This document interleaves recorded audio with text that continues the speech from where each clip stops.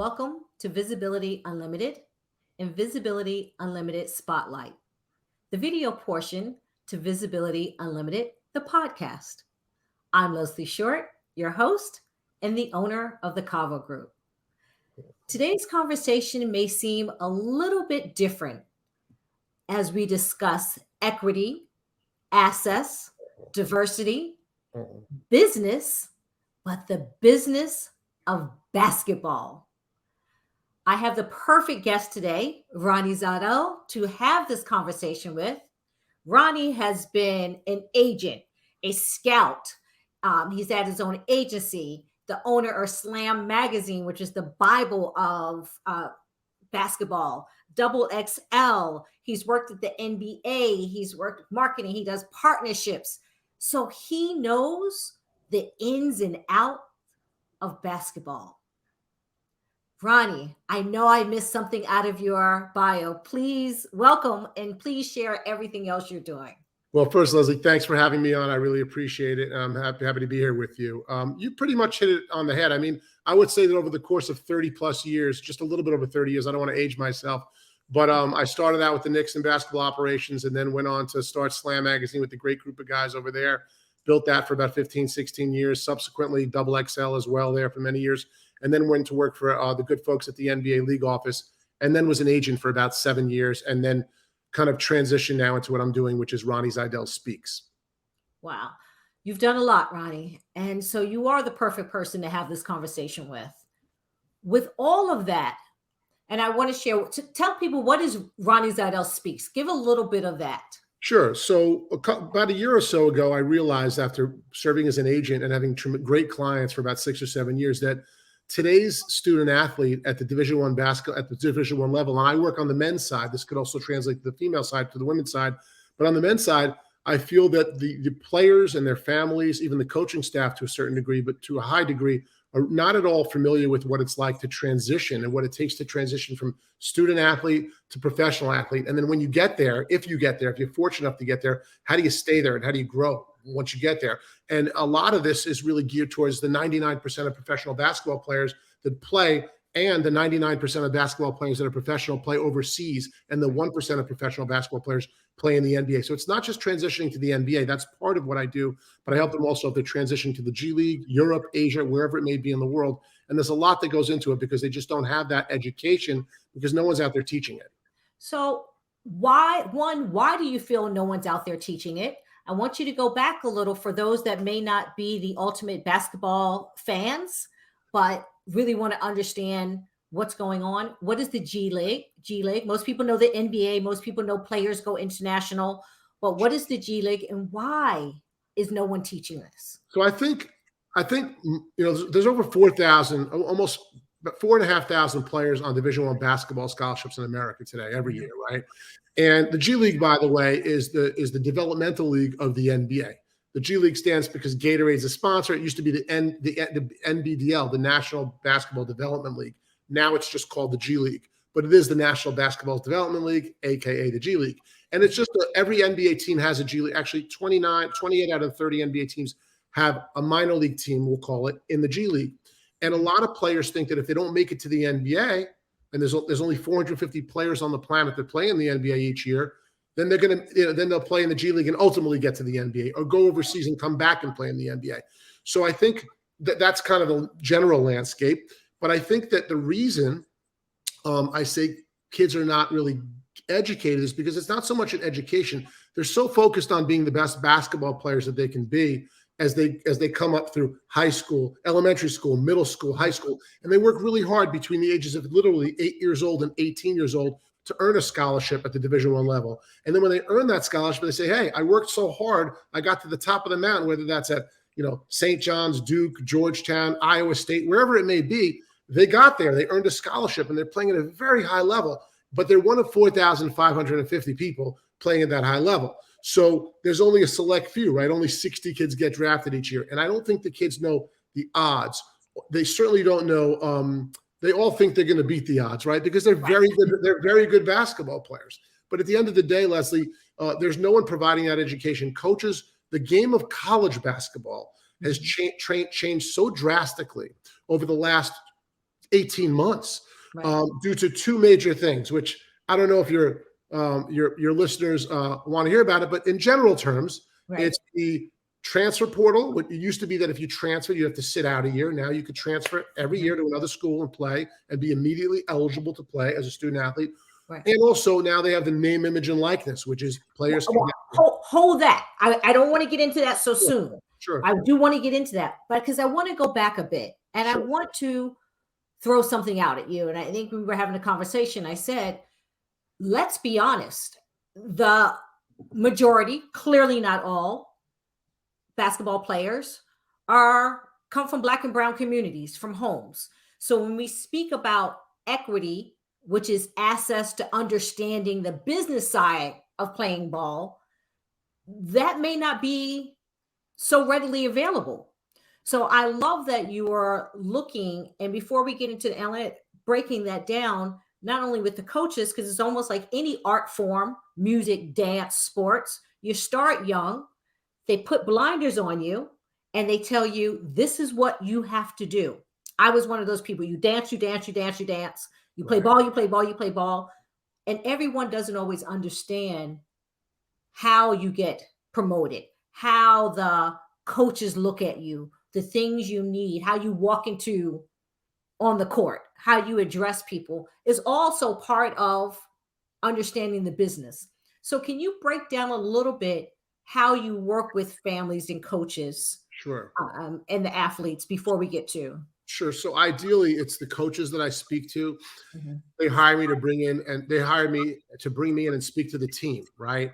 And there's basically 12 quick components. I won't go through all of them, but to give you a general idea, I educate the student athlete on these 12 items, which I'll tell you about, and the coaching staff is in the room, and they learn a lot as well. A lot of times coaches say to me, Ronnie, we knew about 25% of what you told us, and we thought we knew the rest, but we really had no idea because it's such an ever-changing landscape, both overseas and here domestically.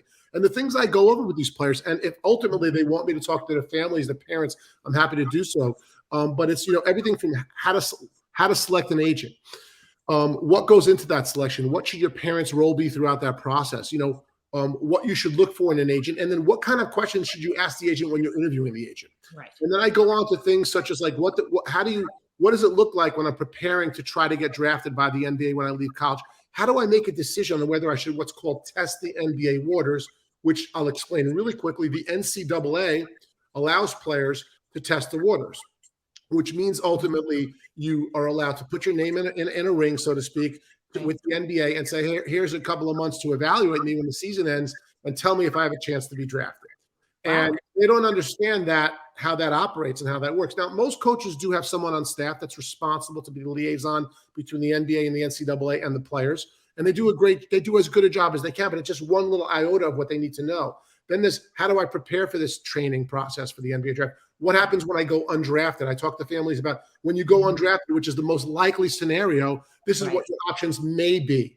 And then I go through the G League landscape and what that looks like, the NBA landscape and trying to make it.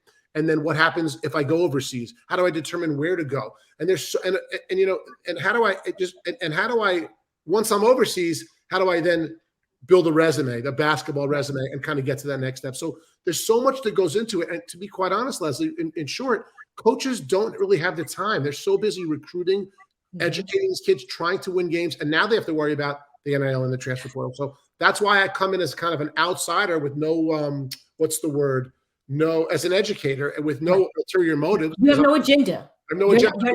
I'm no longer recruiting kids. So this is my what I'm doing is kind of my purpose. I had a light bulb go off, and that's kind of what I'm doing now.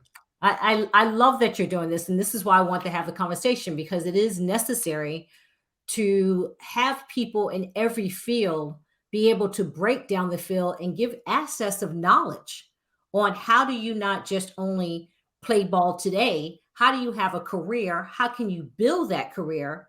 And I hope somewhere in there's that understanding of money in that part. Now, let's be clear.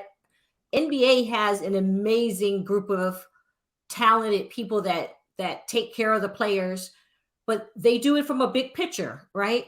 And so why wait for a player to get to the NBA to have to learn these things when they should really be preparing in college and on the journey of playing?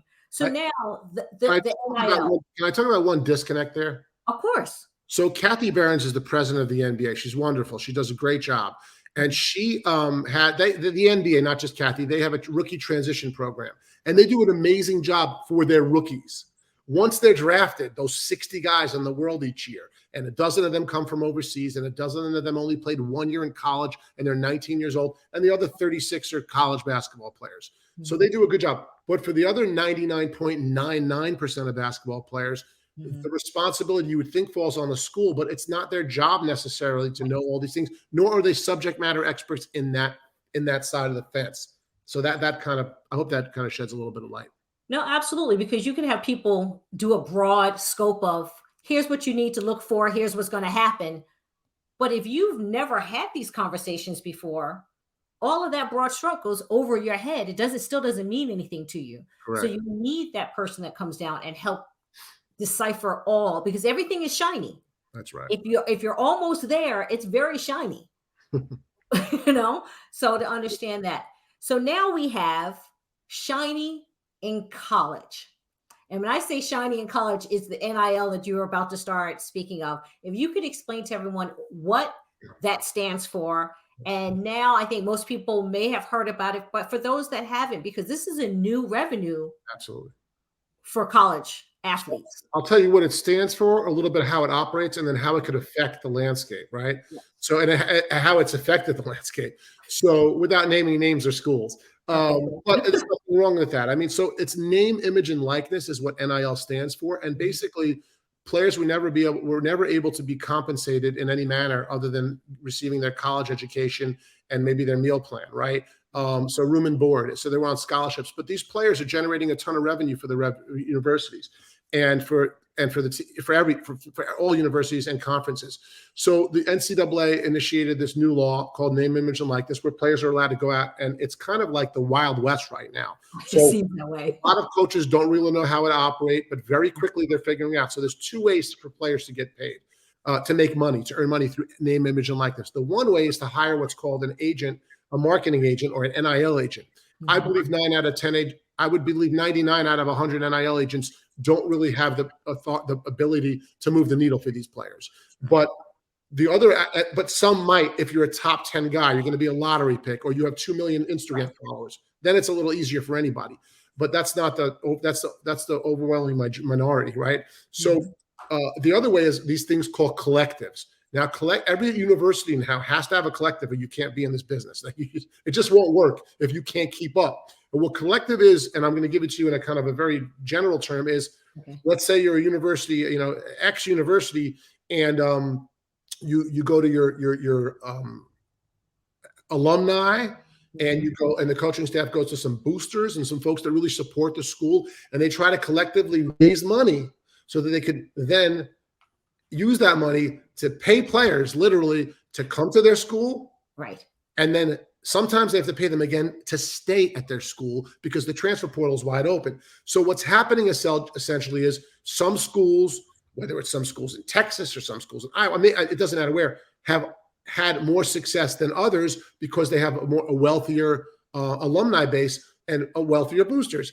Can we stop there for 1 second? Because that's like with any business, right? Who is investing in?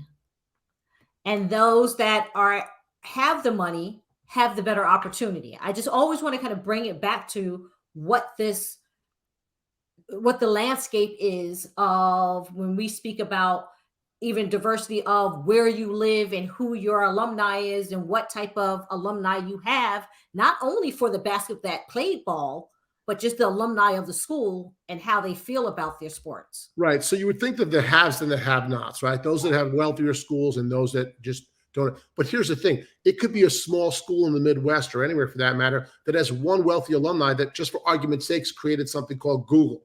Or it could, and he went to a small school, or she went to a small school. Or it could be a bigger alumni base that's, has a wealthier, like a Duke or a UNC that's large and has been a staple, a blue blood for many years. But I think that it's all going to balance itself out ultimately over the next couple of years. However, there will be schools that are they're going to be the have-nots because they're smaller and they don't have as much funding or the ability. to build. So I think that's unfortunate, but that's just the way that the NCAA decided to do this thing. It's kind of like I said earlier, it is the Wild West, and the rules are there aren't many rules. And I might, some might say I shouldn't say that, but that's just the facts. I mean, kids can get paid, and it's not direct. The school's not cutting a check to these kids directly. It's through this collective, and then sometimes it could be through a collective could go out and find a brand, and that brand could then pay the kid. So it's a new world. It's a new world out there, and everyone's really getting used to it. We're only about 18 months into it. But one thing, just one quick thing. Yes. What's happening is sometimes now the kid that is a really excellent college basketball player that knows that the likelihood is he's probably not going to play in the NBA, but he's going to play overseas or maybe the G League and then overseas. That kid now has incentive to play for a fifth year, to take a COVID year, which is a year that the NCAA is allotting kids who are in college during COVID. So sometimes a graduate transfer year. So what that's doing is allowing kids, which I'm all for, to earn money, earn a living. And sometimes you may earn more money as your senior year in college than you will for the first 3 or 4 years of your career overseas. And that's great. And so they need to know that now. They need to understand that you don't have to run off. If you don't make the NBA, it may not always be the worst thing in the world. But how do you monopolize, still get your education, and build a business and a brand when you're still in school? Especially if you are someone that is bringing in the audience, bringing in the notoriety for that school. Yeah, my message, Leslie, I really mean, my message is to seize the day to these kids. Like, you only get to go to college once. You can't go back to school, right? If you leave after your sophomore year and then you realize 2 or 3 years down the line or 3 months down the line when you didn't make it to the league, which is what's usually going to happen, you made a mistake. So you seize the day, because this is most likely going to be your best 4 or 5 basketball years of your life. Because if you're not playing in the NBA and you're not playing for 3 or 4 or 5 different EuroLeague teams overseas, then really you're talking about 99% of professional players. And those players will not have it as good as they had it in college, with the love they get and the swag they get and the attention they get and all that they get from being in college. And some now also the NIL that they get. Well, absolutely. Because at the end of the day, basketball is a business. And so once you hit the NBA, it becomes a business. The love of it is still there, like any athlete. Once you get into a company, once you get into the orchestra, but you still now a part of a business. You're a part of a bigger thing. You have different type of people coming at you from all different directions, expecting more from you than just putting a ball in a hoop. You do. I mean, if you make it to the NBA, it's a very busy schedule. People think it is. I mean, you're playing 3 games, sometimes 4 a week. There's travel involved. Look, they do live a very luxurious lifestyle as it relates to the best medical attention, the best trainers, the great coaching, phenomenal. They're obviously traveling in first class or have their own, private jets. But at the end of the day, it's still work and it's still a grind. But there's only so many of those people, right? There's only so many. So what do you tell the young student who now has this NIL contract that is almost, is really being looked at, and the parents are saying, I don't know, or leave now and go to the NBA? Oh, that's a great question.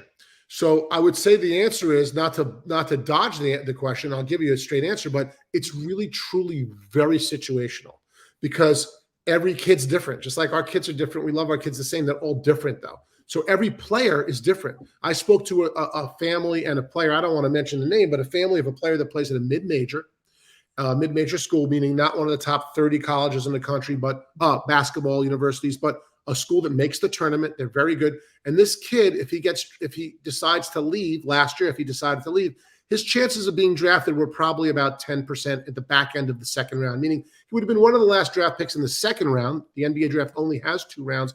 And in all likelihood, he would not get a guaranteed contract, and he'd probably get something very minor or maybe never play in the league.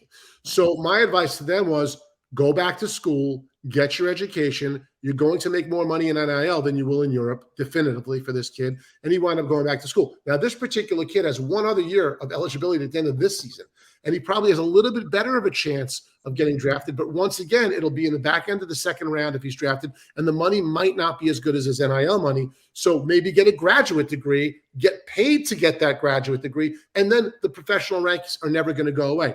I always tell these kids and the families, The European landscape's never going away. The NBA and the G League are never going away. They're going to be there for you. So maximize what you can now, while you can also get an education and also try to get better. Like, keep working. Right. And keep striving to make it to the tournament with your team next year. And if you get to the Sweet 16, try to get to the Elite Eight. And I try to give them that advice, but it is very situational, and it always depends on the individual. Absolutely. Thank you for that. Now, I would be dismissed not to speak about women's basketball. Sure. Because the women they're killing it.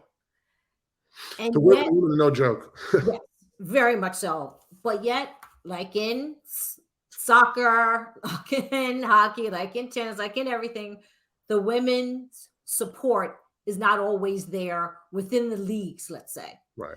So can you take what you're doing now, and I know this is fairly new, you shifting into this realm and really focusing on this. So I'm hoping that once you hone in all of the things that you know that you have and that you give, do you see, is it the same to work with the women basketball teams? Because at the end of the day, it's still a business. The truth of the matter is, I'd have to do a little bit of digging and learn a little more, and educate myself more on the women's side, because it's very different. The WNBA has significantly less amount of teams. I think a third of the teams that the NBA has. I believe there's 11 teams. I could be wrong. It's not my field of expertise. My field of expertise is on the men's side. That's where I'm a subject matter expert. Okay. However, I do think that the women are elite athletes. I think the WNBA, David Stern, may he rest in peace, and now Adam Silver is carrying the torch really well, have always been on the side of women's basketball. And when they were losing tons of money for decades, they stuck with it. But it wasn't a reflection on the women's talent, because the women are no joke. They're amazing. And I've loved watching a lot of these women over the course of the last 25 years or so, watching the G League, watching college games.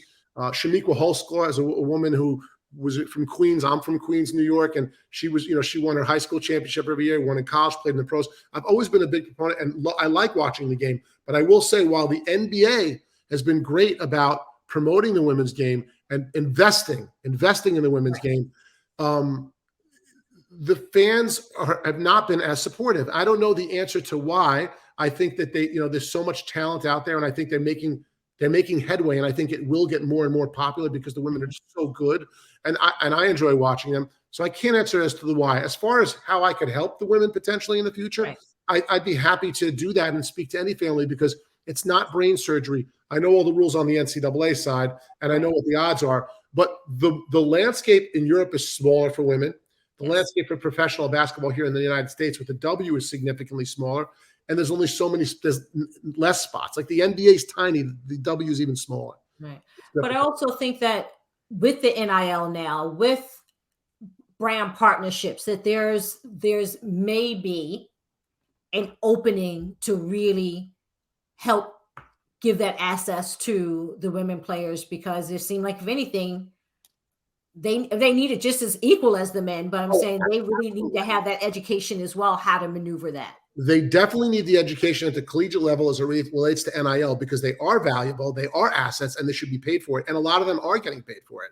But I think that if you're at a school like South Carolina or UConn, where the two best programs in the country, right, or whether you're playing at Notre Dame or Georgetown, may not be as big a women's program, though the player that's the best player on the team may garner more, opportunity than the player that maybe is a role player off the bench. It's very important to her team, but may not be the player that people are coming to see, so to speak. So it is kind of like, Leslie, this whole NIL thing is free agency. Coaches kind of cringe when I say it, but I'm like, that's what it is. NIL's free agency, and the transfer portal's free agency. It translates to both men and women. So yeah, the women certainly need the same education. On the NIL side, I'm certain I'll get more involved in that if I can. I would just want to be as buttoned up on the female side as I am on the male side as it relates to the next level, outside of the W, because the W is tiny. Absolutely. Absolutely. So what's the maybe 3 things you would tell coaches, 3 things you would tell athletes, and 3 things you would tell parents that they need to know why they need to work with you beyond, of course, I know you have all the knowledge, but right, what's that? Here's something we don't know. I would say I'll start with coaches. It's hard to, I would say with coaches, I don't know if I have 3, I'll riff a little bit here, but I think with coaches, They're really busy. Like they're really all fighting for their jobs. Like even if you're on a 5-year contract, a 3-year contract, in Europe, you get fired if you have 3 bad games sometimes. So you're not on a 1-year deal.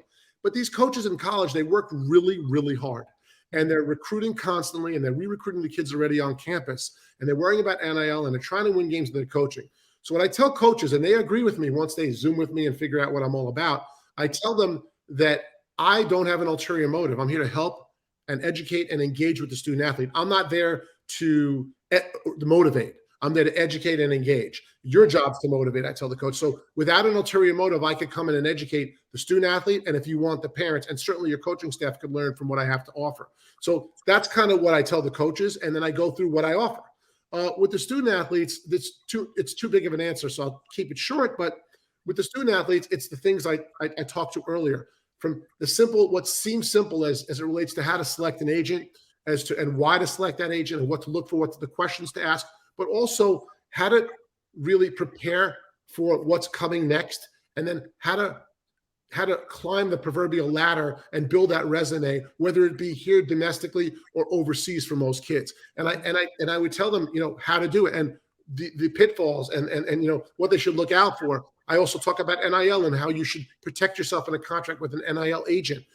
So there's a lot of things I offer the student, and the parents, really, as clueless as they are 90% of the time as it relates to the industry and what's next, they all love their kids so much, and they believe in their sons and daughters because they were the best player at the high school level, and they were the best player on their AU team, and they were one of the best players in college, but that's one of 365 colleges. That's where the parents really need it as much as the coaches do. The players are my main concern. And kind of what drove me to this was when I recruited a great young man named RJ Cole, who went to Howard University for 2 years and then UConn for a couple of years, University of Connecticut. I recruited him. I do represent him. I love him. But I had a light bulb go off in my head saying, hey, what am I doing? How can I go into a school and not recruit a kid and try to get him jobs and help him, but help the entire team by educating and engaging with the team, the coaching staff, and maybe the parents, so that I can help them understand what these next few months are going to be like as they test the waters or go pro, and what their rookie year is going to maybe look like, and then what they could expect throughout their career, and what they can do to help better themselves to really reach the pinnacle. Because you can have an amazing career overseas, but you have to be mentally and physically prepared, not just physically. Yeah. So. Thank you so much, Ronnie. Thank you for taking the time to break this down.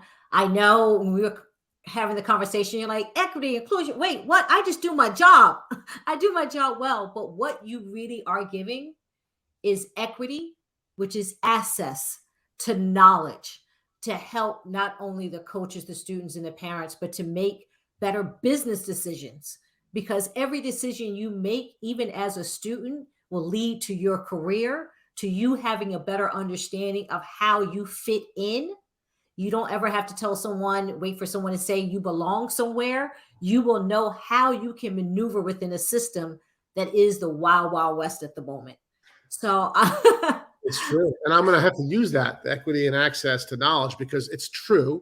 And I appreciate what you're saying. And I really enjoy doing it. It's I feel it's very rewarding compared to what I was doing just prior as an agent. Although I love that and I love my guys, this is certainly seems to be a lot more rewarding. Absolutely. I can reach more people. I can help more people. Absolutely. So can you please let people know where they can find you? Sure. You could just go to RonnieZeidelSpeaks.com. It's RonnieZeidel Speaks.com. And on that website, within 3 or 4 minutes, you could read the whole website, from testimonials to my background. But, if you're going to check out the website, check out the 3-minute video on the website under the watch bar. And I think in 3 minutes, you get a really good idea of kind of what I bring to the table, so to speak. Well, thank you, Ronnie, for joining us. Any college, any athlete, and any parent will be lucky to have you in their corner as they build their career. So I look forward to speaking to you again soon. I appreciate the time, Leslie, and I appreciate the interest in learning about what I do and, what these kids need. Absolutely. Everyone, thank you for joining. As always, thank you for listening. Thank you for watching. You can always watch on the Cavu Group YouTube channel and listen at Visibility Unlimited, all your favorite podcast stations and channels. And I just say thank you, and I'll see you soon.